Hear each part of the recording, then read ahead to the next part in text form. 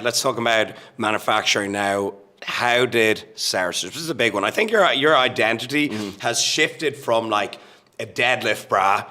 Now it's like people look at your channel because they want updates on Sourstrips, your growth as an entrepreneur. No one cared until I put on the mask. That's exactly what it is. Yeah, seriously, like I think I'm always very interested in your updates, and I think that's kind of like a thing on your channel. So let's dive right into that. How did Sourstrips come into play?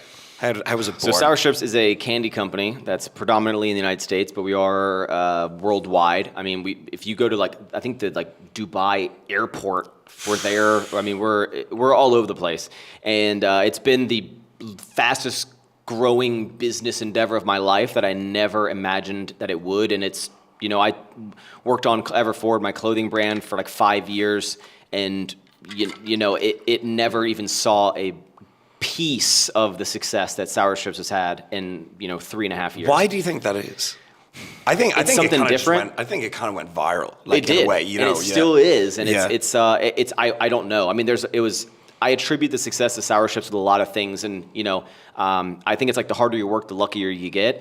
And it was launching a great product, great brand at the right time after I had built up, gave value to people, had built an audience up for a long period of time.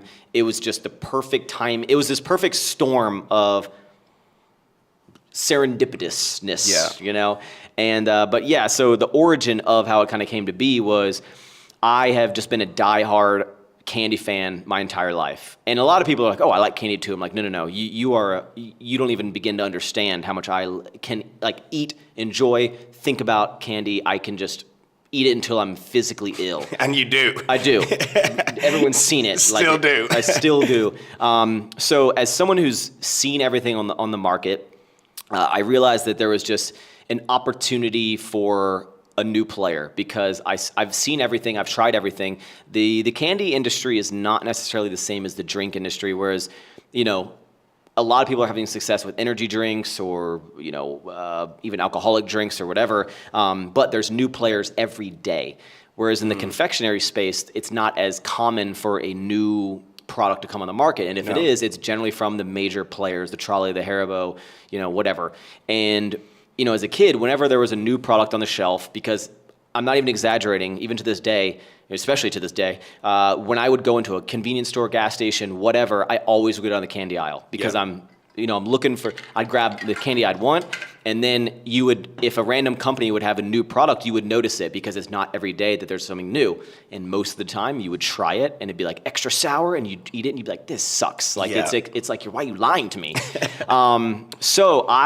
Because I'm such a consumer of it, I knew what people like me would want in the packaging. I knew the experience they would want when they eat it. I knew how the product needed to taste. I knew, that they wanted to be able to view the candy. I knew how to separate myself from the branding. It's like a candy brand for the people, by the people kind of thing. Yeah. It's not like I run a, women's supplement company and and I have I don't use those. I'm just making money off of it. Yeah, right? The CEO, we follow each other. No shade on them, but the CEOs of Women's Best are like two dudes. Yeah. They're obviously killing it. Yeah. They're really nice guys, successful dudes. But it's cool when the CEO, the owner of the company, is truly about that I'm life. very, very in it. Yeah. And I guess I had always early on had the mindset, and I've said this in many videos, was candy companies should hire me to be the final, not just a taste tester, but the final seal of approval for new sour products going out, because I was I know what people want in the candy world because I've experienced it all. And so I've always joked about that. And I feel like I got a lot of inspiration when Christian launched 3D energy drinks, because it really put the idea in my head that, you can do something that's completely non-traditional in the fitness space. Everyone starts a clothing line, merch. It's the most tangible, easy. It's not easy, but it's the easiest thing to get into. Everyone's doing it, so that all the information's out there. So when he did the energy drinks, he was the energy drink guy, right? And for me, I was like, well, I'm the candy guy. Not only have I been promoting other people's candy for 10 years of my YouTube channel.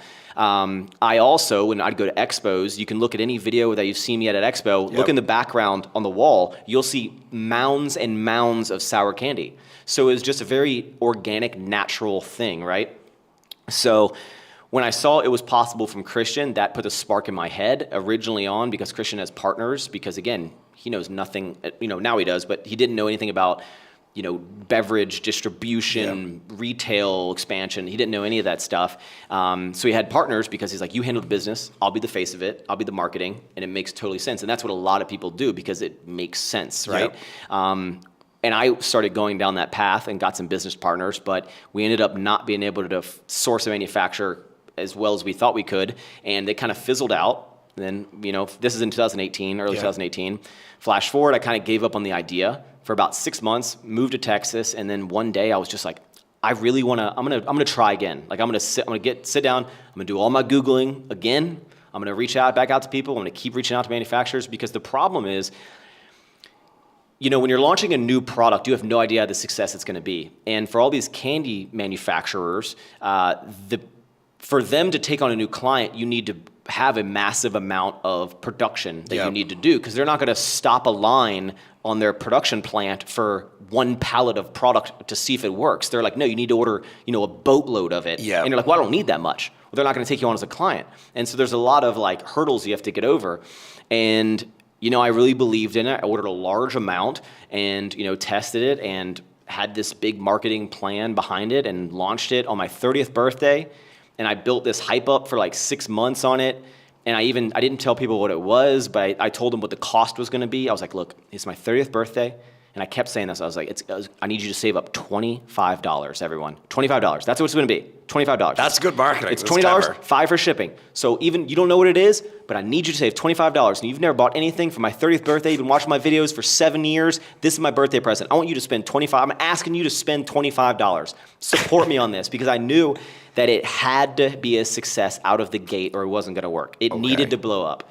And flash forward, here we are. And we've continued to grow and grow and grow and learn. And something that's different about me, not in a boisterous way, I'm very, very, very hands-on in the business. Yeah. In the weeds, in the operations, in the manufacturing, in the distribution. I am very much on the day-to-day operations administration every day. And I still make my content, but I'm not like a content creator that is a face of a brand and just, is approving something and then going on with the content. I'm like, no, I want to become a businessman. Yeah. And so I'm learning every day, and I still don't know really what the fuck I'm doing.